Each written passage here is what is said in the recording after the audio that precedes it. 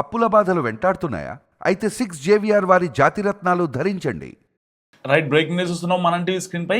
Europe ఎండలతో అట్టుడికిపోతోంది. అక్కడ సగటు ఉష్ణోగ్రతలే 40 డిగ్రీల పైన నమోదవుతున్నాయి. దీంతో ప్రజలు వడగాళ్ళు, ఉక్కపోత, వడదెబ్బలతో అల్లాడిపోతున్నారు. దాదాపుగా 4,300 మంది చనిపోయారు ఇప్పటిదాకా. సో ఎండల కారణంగా సాధారణంగా జనజీవితం స్తంభించిపోయింది. ప్రజలు ఇళ్లల్లో నుంచి బయటికి రావడానికే భయపడుతున్నారు. ఒక రకంగా అక్కడ ఉన్న ఇళ్ళు కూడా ఆల్మోస్ట్ మన ఇంట్లో ఉంటాయి కదా ఓవెన్లను తలపిస్తున్నాయి.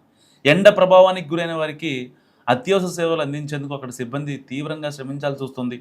డిమాండ్కు తగ్గట్టుగా సేవలు అందించలేకపోతున్నారు.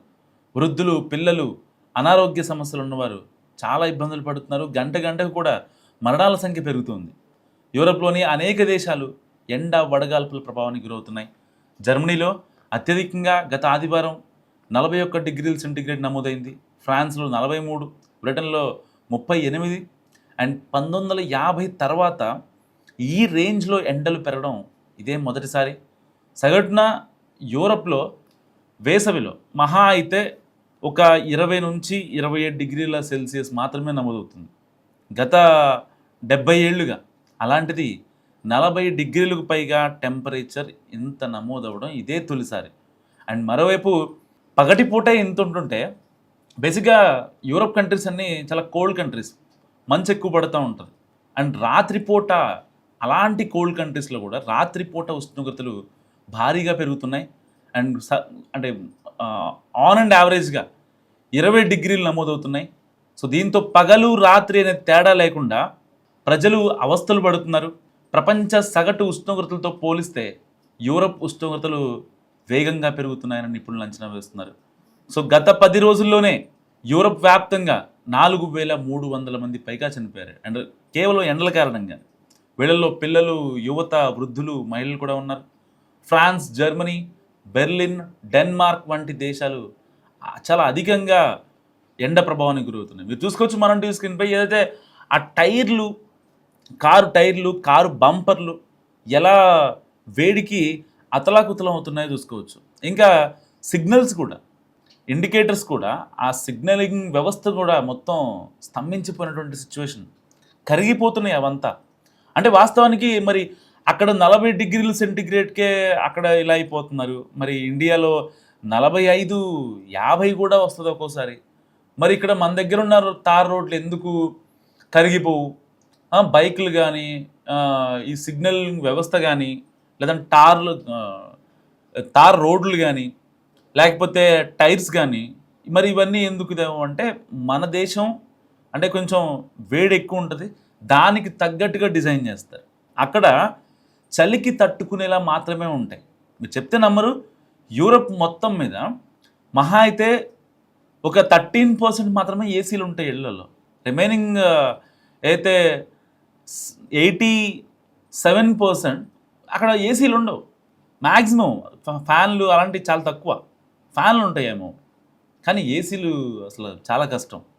సో ఇప్పుడు ఆ ఎండ వేడికి తట్టుకోలేక ప్రజలు, పర్యాటకులు యూరప్ వెళ్తారు కదా, సో ఆల్రెడీ డబ్బులు పెట్టేసి ఉంటారు కాబట్టి అక్కడే తప్పక ఉండాల్సిందనమాట. అది యూఎస్ నుంచి వచ్చిన వాళ్ళైనా, ఇండియా నుంచి వెళ్ళిన వాళ్ళైనా, ఆస్ట్రేలియా నుంచి అయినా, ఆఫ్రికా నుంచి అయినా, ఎవరైనా సరే వాళ్ళు అక్కడ మస్ట్గా స్టే చేయాల్సిందే. సరే ఇంకేమైనా హెల్త్ కాన్సిక్వెన్స్ ఉంటే వాళ్ళు వాళ్ళ స్వదేశాలకు వెళ్ళిపోతారు, అది వేరే విషయం. కానీ ఆల్రెడీ డబ్బులు పెట్టాం కాబట్టి రోడ్ల మీదకి వచ్చి జనాలు, అంటే ఆ పోలీసు వాళ్ళు ఏదైతే వాటర్ స్ప్రింకిల్ చేస్తున్నారో, వాటర్ చల్లుతున్నారు మీద, ఇంకా ఆ వేడికి ఆ రీప్లేస్మెంట్గా ఉపశమనం పొందుతున్నారనమాట. అంత దారుణంగా ఉంది పరిస్థితి. నిజంగా ప్రకృతిని కాపాడుకోవాలి అని పెద్దోళ్ళు చెప్తుంటే నిజంగా ఎవరు నమ్మరు. ఎంతవరకు ఆ శిలాజ ఇంధనాలు ఏవైతే ఉంటాయో, మనం యూజ్ చేసే పవర్ కావచ్చు, మనం ఫ్యూయల్కి రిలీజ్ అయ్యే కార్బన్ మోనాక్సైడ్ కావచ్చు, ఇలాంటి ఇంధనాలకి మనం రీప్లేస్మెంట్ వెతుక్కోకపోతే మాత్రం నిజంగా చాలా ఇబ్బంది పడాల్సిన సిచ్యువేషన్ వస్తుంది. సో ఇప్పటికే మనం యూరప్లో చూస్తున్నాం. ఒక్క యూరప్కే పరిమితం కాలేదు అది. డెన్మార్క్, ఫ్రాన్స్, లండన్, జర్మనీ ఇలాంటి కంట్రీస్కే పరిమితం కాలేదు.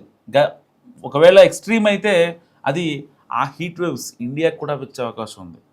సో ఇప్పటికే మన దేశంలో భారత ప్రధానులు కావచ్చు, మారినోళ్ళు కావచ్చు, అన్ని రాష్ట్రాల సీఎంలు పచ్చదనం పరిశుభ్రత అంటూ ఉంటారు. మొక్కల్ని పెంచండి, అవే మనల్ని కాపాడతాయి అని చెప్తూ ఉంటారు. నిజంగా ఇది ప్రకృతి మన మీద కోపం పట్టిన సిచ్యువేషన్ కాదు. మనం ప్రకృతిని డ్యామేజ్ చేసిన తర్వాత జరుగుతున్నటువంటి చేంజెస్ మాత్రమే.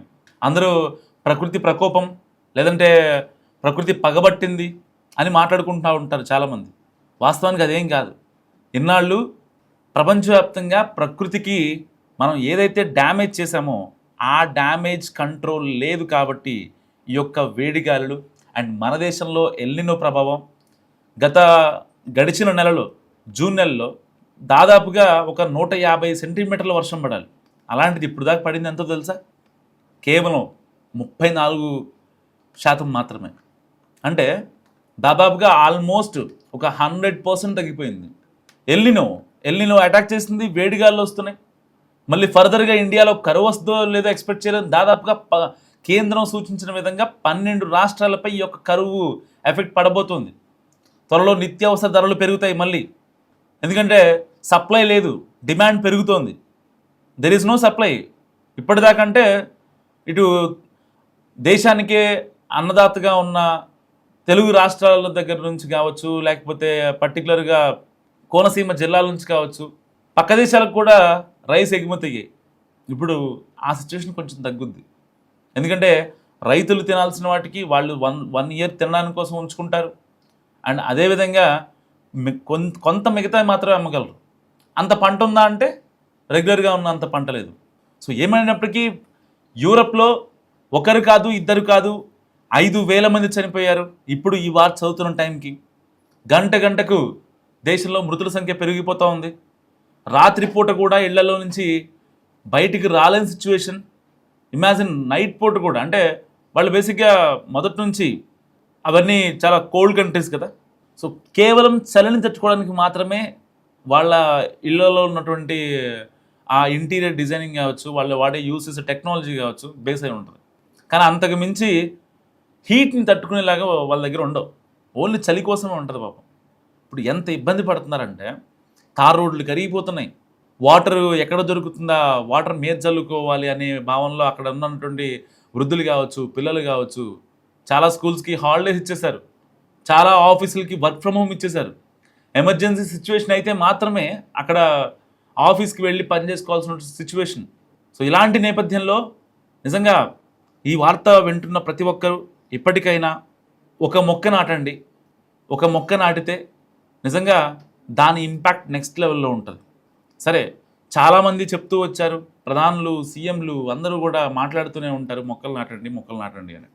కానీ మనం ఇప్పుడు అబ్జర్వ్ చేయొచ్చు, నాట్ ఓన్లీ యూరప్, ఇప్పుడు ఇండియాలో కూడా ఎల్నినో చాలా గట్టిగా ప్రభావం చూపిస్తోంది. ఎట్టి పరిస్థితుల్లో అక్కడున్న యూరప్లో ఉన్నటువంటి గంటకు పెరుగుతున్న మృతులకు తగిన వైద్యం అందించలేనంతగా హాస్పిటల్స్లో డిమాండ్ పెరిగిపోతుంది. 2022 నుంచి అక్కడ ఎండలు కొంచెం పెరుగుతున్నాయి. సో ఈ 5 ఏళ్లలో ఎండల కారణంగా అక్కడ అంటే 2022 నుంచి 2026 వరకు యూరప్ కంట్రీస్లో ఓన్లీ 60,000 మంది మరణించారు. కేవలం ఎండలు పెట్టి తట్టుకోలేక. బేసిక్గా యూరప్ అనేది ఒక కోల్డ్ కాంటినెంట్. అక్కడ ఇళ్ళు, ఇతర నిర్మాణాలు చాలా వెచ్చగా ఉండేందుకు డిజైన్ చేసుకుంటారు తప్ప చల్లగా ఉండేందుకు కాదు. ఎందుకంటే ఆల్మోస్ట్ అవి చల్లగా ఉంటాయి, స్నోఫాల్ అవుతూ ఉంటుంది. దీంతో ఇంట్లోని వాళ్ళు కూడా త్వరగా ఎండ ప్రభావానికి గురవుతున్నారు. సో ఈజీగా వెంటనే అంటే ఒక రకమైన ఓవెన్ ఇళ్లల్లో ఉంటే, మనం ఇంట్లో ఓవెన్ ఉంటుంది కదా, ఆ ఓవెన్లో ఎంత హీట్ ఉంటుందో ఇప్పుడు వాళ్ళ ఇళ్లలో కూడా అంతే హీట్ ఉంది. అంత దారుణమైన సిచ్యువేషన్ ఎంత దారుణంగా ఉందంటే మీరు కావాలంటే మీరు ప్రాసెస్ చేసుకోవచ్చు యూరోప్లో సిచ్యువేషన్ ఎలా ఉందో. సముద్రం వెనక్కి వెళ్ళిపోతుంది, నదుల్లో నీరు ఎండిపోతుంది. అక్కడ అయితే జర్మనీలో సెకండ్ వరల్డ్ వార్ టైంలో 1939 to 1947 మధ్య సెకండ్ వరల్డ్ వార్ జరిగింది. అదే సమయంలో అక్కడ మందు పాత్రలు చాలా గట్టిగా పెట్టారు. అక్కడ జర్మనీలోని యొక్క వేడికి అగ్గి రాచుకొని పెద్ద పెద్ద అడవుల్లో కార్చిచ్చు ఏర్పడుతుంది. ఆ వేడి దాటికి భూమి అంతా హీట్ అయిపోయి దాంట్లో ఉన్న పేలుడు పదార్థాలు కూడా మొత్తం విస్ఫోటనం అయిపోయాయి, బ్లాస్ట్ అయిపోయాయి. ఎవరూ పేల్చలే వాటిని, భూమిలో ఉన్న వాటిని ఎవరూ పేల్చలేదు, భూమిలో ఉండిపోయాయి. అది ఆ దేశానికి కొన్ని నిఘా సంస్థలకు మాత్రమే తెలిసినటువంటి వాస్తవం. కానీ అవి కూడా పేలిపోయాయంటే జస్ట్ ఇమాజిన్ ఎంత వేడి ఉంటుందో. సో ఎట్టి పరిస్థితుల్లో ఒక మొక్క నాటేందుకు ప్రయత్నించండి. యూరోప్ పరిస్థితి దయచేసి మన భారతదేశానికి రాకూడదని భావిద్దాం మనస్ఫూర్తిగా.